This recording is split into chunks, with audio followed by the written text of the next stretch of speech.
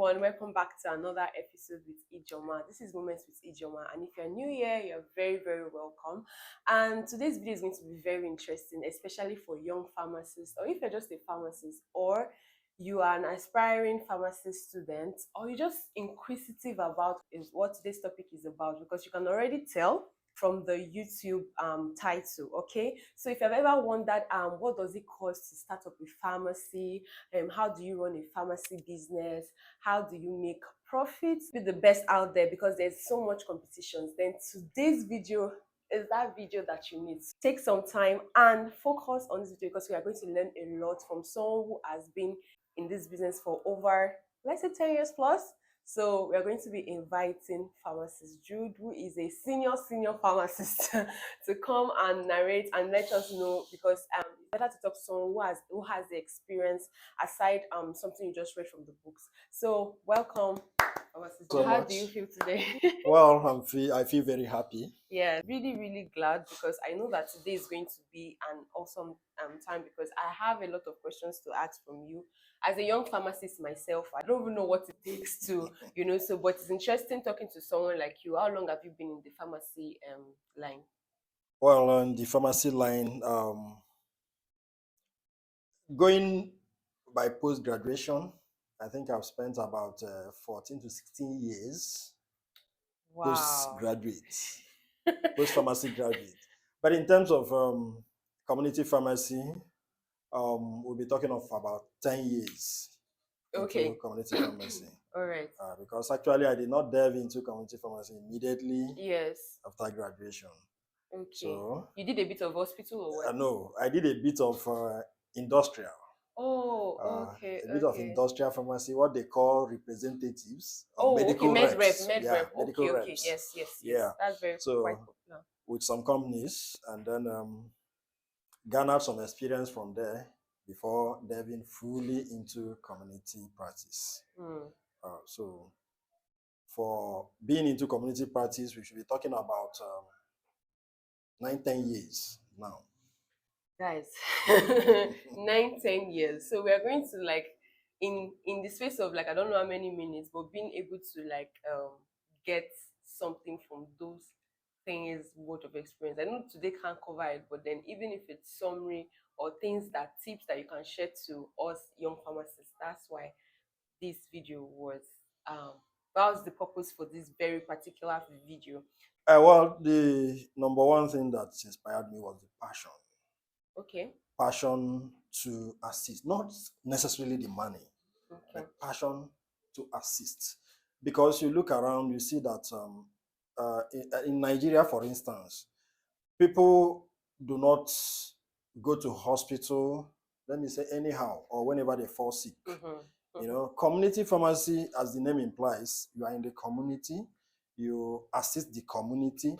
Whenever they don't feel fine, the community pharmacy is the first port of call. They have to visit the community pharmacy, see the pharmacists, and then you find out that most of the ailments, the pharmacists should be able to take care of that. But as a trained pharmacist, at times, if there are some sicknesses or some issues you cannot handle, you refer immediately to the hospital. Give them good advice. They should go to the hospital, carry out further tests, and take care of whatever is wrong with them. So the passion is number one thing that inspired me to go into community pharmacy, the passion to assist. I wanted to ask this question, that how did you now, like, from then you said you have been in pharmacy practice 14 to 16 years, but then like community pharmacy 10 years. So I want to ask, like, I want to believe that those 4 years were before starting community pharmacy was like immediately after school. Exactly. The internship. Okay, your internship. The 1 year internship is there. NYSC is there, and then immediately after the NYSC, I enjoyed it. I joined the company as a medical rep.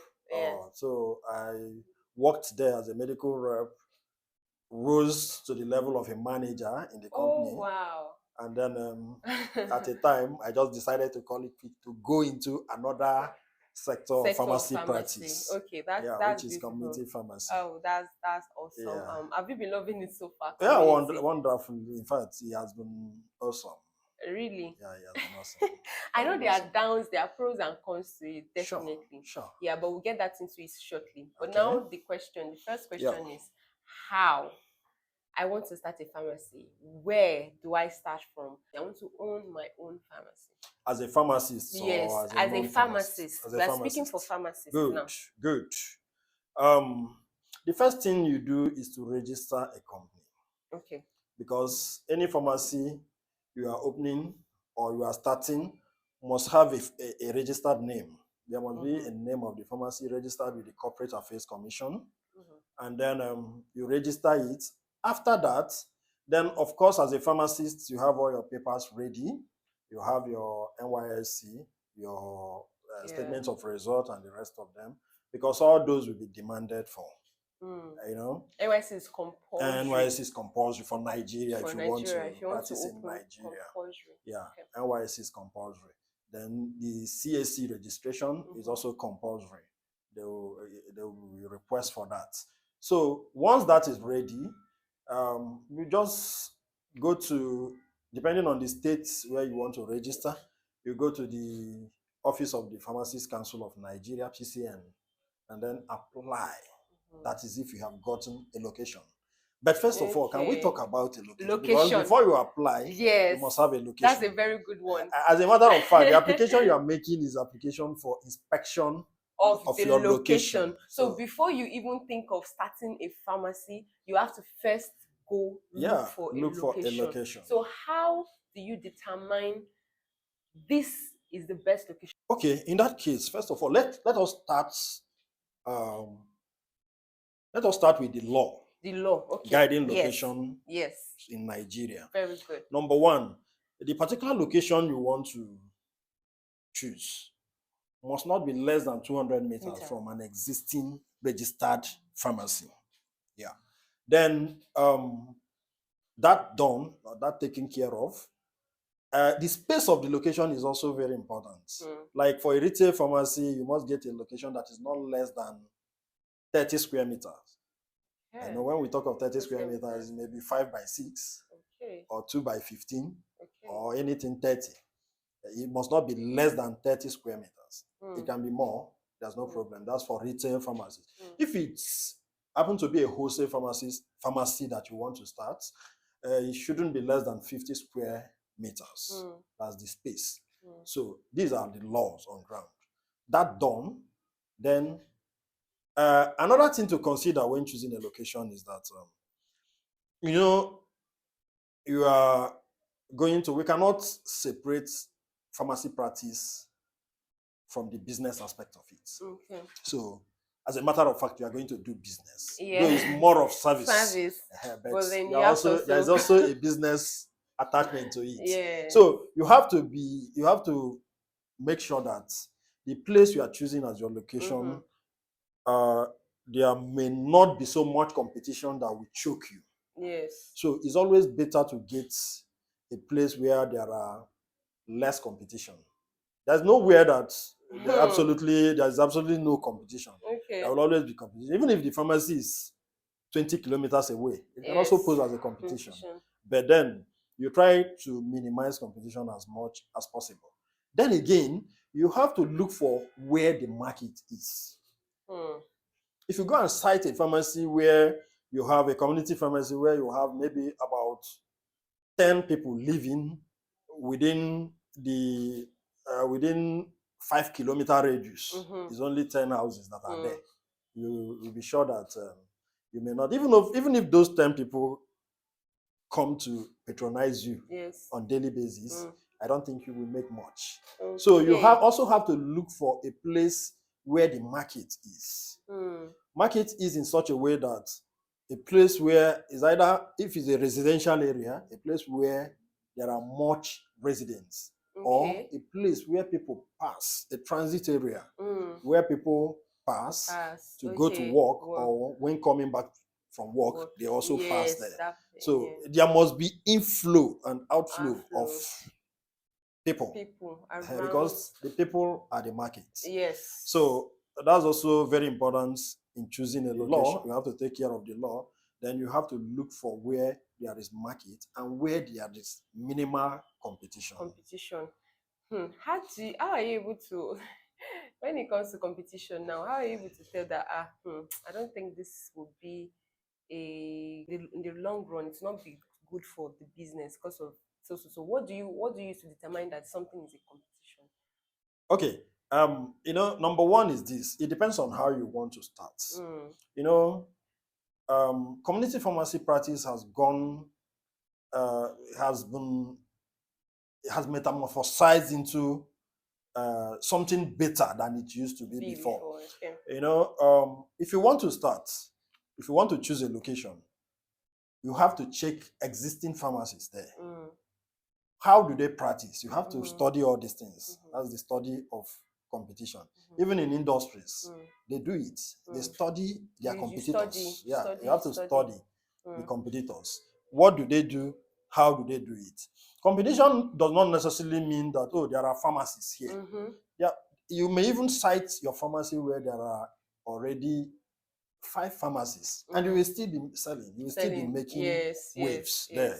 So, but you have to check what they are doing. Okay. Then, if there are certain things that you will be doing that they are not doing, okay, despite the fact that they are there, you find that they are not competition. They are not competitors to you, because when you go in their midst, you will still make waves. You will still break even though they have been there. So these are. But if you want to do exactly what they are doing, then you have to know that as many as have established there, they are potential competitors, because it's exactly what they are doing that you are going to do, exactly what they are selling that you are going to sell, and they have been there. They are competitors already. So this is one way to determine competition. Then competition can be determined, one, based on what I have said just now. One, based on what they are doing or what they are selling. Yes. Then two, based on the number of outlets that are already there. Okay. So these are the two ways you can know. Things that you can consider when talking about competition. Okay, that's very good. And that's about location. So these are the main things to consider. Yeah, to consider. Like, okay, to know that, okay, this location, we are good to go. Yeah. Then I want to add another thing in terms of location. We also have to study the demands of that particular community. Okay. The demands of that particular community. What do you mean by that? What I mean by that is that there are communities, a particular society where you have low-income earners. There are a particular society where you have high-income earners. So this is another thing you have to consider before choosing a location. Yes. So how do you bring that? It's a subset of the market anyway. Okay. That I've talked about before. Yeah. So, but how do you use that? So, like, now, if you know that they are, for instance, they are low energy, what difference does it make in your market? It makes a lot of difference. It makes a lot of difference in terms of your markup. Okay. Initially I said you cannot separate business from what you are talking about. In terms of your markup, there's a place you will mark up maybe 50%, and nobody will budge an eyelid. Everybody will just be buying it. But there's a place you mark up 20%, you find out that they will come and be pricing your drugs like pepper. So you have gone to PCN. Sure. So what happens from there? What happens is that you apply for location approval. You make some payments, location approval fee, you pay it, and then you wait for them to come and look at the location. Okay. And when they come, what they check is just all these things I've mentioned. That's what they check. And once the location is able to pass the requirements, they will approve. We have already made payments. Remember, they come check the location. The payment you made is for them to come now. Oh, okay. So they can come and after everything, they see that the location is not approvable. Yes. And they will not approve it. Okay. You will have to look for another location. All right. So how long does it take during this approval stage? It depends. It depends on how busy the PCN or the PIC. The PIC is, or PCN. Yes. It depends on how busy they are. If they are not so busy, at times 2 weeks, they have come for the 2 weeks after application. Yes. They will come. Then at Okay. times 3-4 weeks. It all depends on how busy they are. So they come. If the location is approved, they will tell you to put it to the standard for pharmacy. Okay, because the pharmacy also has a standard how you will put it exactly before PCN will approve it and say, okay, you can be practicing community pharmacy here. Yeah, and that's me. You mean the structure? The like structure, the structure, building the building, like. the interior. Yes. How it should look like. Yes. Yeah. So what are the main things like they ask for when they say, okay, we want it to be that standard? What are they talking about? Well, nothing much. It's just that drugs are categorized. Yes. There are over the counters. Yes. There are ethicals and prescription only medicine. Then there are also poisons. That's controlled drugs that must be on in the poison cupboard. So the poison cupboard must be in place. Then you also have to arrange the drug in such a way that the ethicals have to be one side, then the over the counter the ethical must be inside the dispensary where the pharmacist will always stay. They must be there. Then the poison cupboard will be in place also for controlled drugs. Yes. And then you also have to, for the pharmacist, you have to have some reference books. Those ones are compulsory. The poison record book should be there. That whenever you sell a poison, you have to record it there. You sign, the pharmacist will sign, the person that came for the poison will sign, and then the prescription will always be kept for record purpose and also for tracking of the dispensary of poisons. Then that done, the reference books, MDEX and the rest of them, yes, there are a lot of reference books. Yes. Then there is also a 4-pack compendium that describes how the setting of different forms or different levels of community pharmacy practice. The retail, how the retail can be set, how the wholesales can be set, even distribution and the rest of them. So where do you get this? You get it from TCN. Okay, so when you go there, okay, they will give it to you. That's before you even before you start. In fact, when they come for the final approval, before they tell you, okay, you can go ahead and start practicing. Before they come, all those things must be on ground. You also have to have a pharmacy overall. Yes. There will be fridge or refrigerator for the cold chain. So these are the requirements that you have to put on ground. And when they come and all these things are there, then the final approval will be given for you to start. This can take roughly, like, as I'm looking at 6 months before everything, or even a year or more. In some aspects, I said it earlier, it depends on how busy they are. Yes. It depends on how busy they are. But if they are not so busy, 2 months is enough. And if there are no issues, because at times there may be issues. At times they may come and they notice one issue, they will tell you, take care of this issue. Okay. And come again. You take care of them, you inform them, they will still come back. Yeah, I was thinking that because I feel like if it is from the scratch, if you have to build from the scratch, except, like, I don't know, and considering the amount of time it will take for you to finish up building from the scratch to the structure, thinking like it might take roughly around a year to. It depends. It's possible. It's possible. But there is a law that once approval is made on a particular location, and you don't finish, you don't put up the finishing within 6 months, another location can still be approved, even less than 200 meters from that location, unless you go and reapply. You can reapply anyway. Wow. But you don't just go and relax. And so, like, that would mean that you can't even buy an already made building. Can you? Can you buy an already made that maybe it wasn't intended for, maybe just a shop? Yeah, you can. Okay, you can, and then renovate. And renovate. Okay, so which one do you advise? Put it to a test. As a matter of fact, a lot of pharmacies are practicing. A lot of retail pharmacies are in shops that were built not for pharmacy.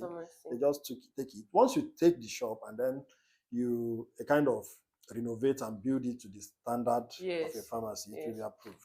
Okay. So, but which would you advise, like from scratch or? Yeah, from scratch is always the best because you build that to your tastes. Okay. And to the taste of a standard pharmacy. Okay. You know, there's a limit to which you can renovate, yes, renovate an already set structure. Yes. There is a limit to which you can renovate that. But if you are building from the scratch, right from the what do they call it? The plan of the house. Yes. You've put everything in place. Yes. And you're just building it as a pharmacy. But you know, building from the scratch is also more capital intensive. Yes. More capital is involved. I would like to ask, I know that it depends on the location and blah blah blah, but how much would it like cost? The cost, okay? Yeah. So that also brings us back to whether you want to rent a place or you want to build from the scratch. You know, there's no specific amount of money that is needed to start a pharmacy. It depends on how you want to start. Some people will want to start big. Some people will want to start. But I think I can say for a standard pharmacy, that at least you start and then you will not be telling people that you don't have up to 70% of the products they come for. So we should be talking about and also considering the economy of the country now, we should be talking of nothing less than between 3 million to 20 million naira. Between 3 million to 20 million. That's including the building and building and the medications. And also the registration. Yeah, with the council. Yes. So you know, it depends also on the location, as you have said. You know, because in some places even renting of houses are more expensive than in some other places. Yes. So, but taking all these things into consideration, we just peg it between 3 million and 20 million. Yeah, the factors therein are also important. Yeah. Another question is for someone that's looking to start, they might be thinking, how do they source for medications at a good rate? Like where do you go to? Who do you meet? You need different brands, you need different medications in your. This is actually one of the biggest challenges that new entrants into the practice face. You know, number one is that they don't have experience, and once the experience is not there, you know, at times in business people go for credit facilities, but you know, before you even start considering credit facilities, you must have established a relationship. Yes. You must have experience. Yes. You know, anybody giving you credit facility must have a relationship with you, and that's why the person will give you credit facility. So it's a big challenge. It's a big challenge. But in that case, what happens is that there are companies that their reps can assist in this way, in this manner. They can assist by giving some products. There are some companies that actually give some leeway, credits, leverage, some credit leverage to new to starters. You know, say 2 weeks, 3 weeks. So if you mostly people take advantage of such. People take advantage of such gesture, and then you get a product. At least you are sure the money will not be requested until after 2 weeks or 3 weeks. Yes. So that's one. Then there are also wholesalers in town, standard wholesalers owned by pharmacies that people can go and buy drugs. But in those wholesalers, most of the times you notice that the credit facility may not be there, especially at the initial stage. Until you build a relationship with them. That relationship is really very until you build a relationship with them, that's when they start giving you trust. Credit. That trust. Yes. They will have to build the trust first. You don't blame them. Yes. They have to build the trust first. But companies, you know, kudos to them. They have helped a lot of people, and they are still helping because most of them, not all of them anyway, but most of them give that credit facility. Yes, facility. And that's where starters leverage on to start. because the fund mm-hmm. on ground may not be able to cater for all the products you need exactly as a starter. Yes. This is where mentorship comes into place.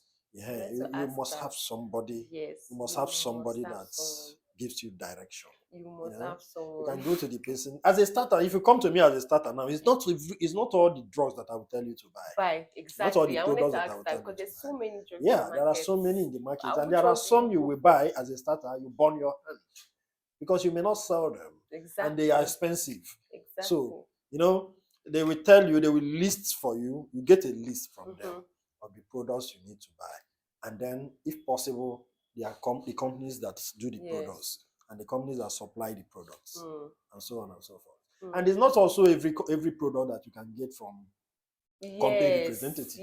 Yeah, some of them you have to source it from the wholesalers themselves. Yeah. So all these things are what someone that has been there will advise you. I believe that when it comes to this, the mentorship is really, really, really important. It will take you really far. So you just find someone and mirror, and then someone that is ready to actually help. Yeah, someone that is ready to. Thank you very much. Because it may not be everybody that's ready to help, but if you can get somebody that will be ready to help, mentorship is very important. Very important. Right from the scratch, even before you get a location. Yes. Before you get a location. Yes. Let someone advise you on the type of where you can get a location. Even if you see a place, tell the person, I've seen so location. How do you see the place?